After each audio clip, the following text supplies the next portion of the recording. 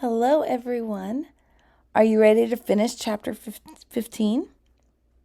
Hopefully your answer is yes. If it's not, then do what you got to do and then come back when you're ready. So we have talked about how bacteria make you sick, how viruses make you sick, and how fungi make you sick. Now let's talk about our last few groups of microbes. Protozoans, sometimes just having them there, just their presence, can be pathological. Sometimes they're waste products or what are going to cause symptoms.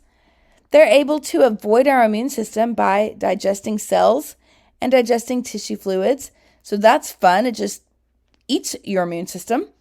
One is by growing inside of phagocytes. So instead of being digested by the phagocytes, it keeps growing inside of them. And one is antigenic variation, which we just talked about in the first part of this chapter. Plasmodium is one example of a protozoan. It can reproduce in host red blood cells and causes those red blood cells to lyse. Plasmodium is the protozoan that causes malaria. Giardia lamblia is able to attach to host cells. It has a little sucking disc on it that will then allow it to digest cells, digest your tissue fluids, and it causes a disease called giardia, or sometimes giardiasis. Then helminths. So helminths often will use host tissue for their growth. They also can produce large masses, which causes cellular damage, and they can cause waste products, and those waste products can create the symptoms. Wuchereria bancrofti is a type of roundworm that can block lymphatic circulation. So once it gets into your lymphatics, it'll just cause that lymph to accumulate. It won't be able to flow on through. As that lymph accumulates, it'll start to swell. It'll cause grotesque swelling and lead to a disease known as elephantitis.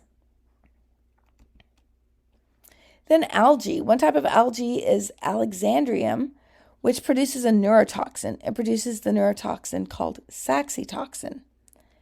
The algae is growing in the water, so the mollusks that are in the water would then eat the neurotoxin.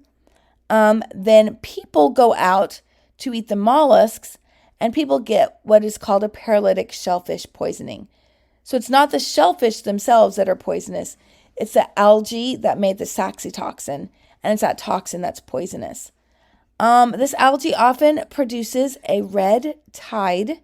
So when there is a red tide, this is not a time to play in the water so that you don't get any of that algae into your body. It's also not a time to go fishing, to go try to collect mollusks. Whenever there's a red tide, that should indicate that it is a time to eat nothing in that water. So now you should be able to tell me a virulence factor that contributes to the pathogenicity of fungi, protozoans, of helminths, and of algae. And now that we have all of these things causing disease, they're trapped in that host body. Somehow they have to get out of that host body to spread to someone else, to make someone else sick. So they're going to have to go through a portal of exit. Generally, the portal of exit is going to be similar to what they use as a portal of entry. So if it was breathed in, it may exit the respiratory tract through coughing and sneezing. If it was something that was eaten, it may exit the gastrointestinal tract, either through feces or saliva or even vomit. Genitourinary tract, it can exit through urine and vaginal secretions. It can leave the blood through biting arthropods, through needles, syringes. It can leave the skin by the skin shedding. Okay, so we talked about portals of entry, mucous membranes, skin, and parenteral. Then we had to have a sufficient number of microbes to cause infection and adherence of those microbes. Then they had to be able to penetrate and evade the host defenses.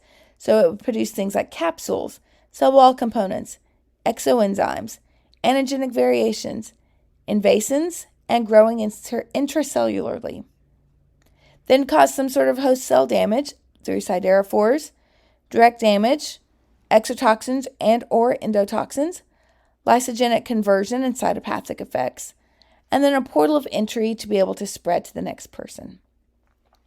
Okay, we are getting closer and closer to the end of this semester. We only have 2 more chapters left until your next exam, until exam 3.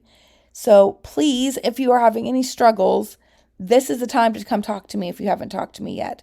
Don't wait. This is a perfect time to come talk to me. Email or in person. I'm happy to meet with you either way.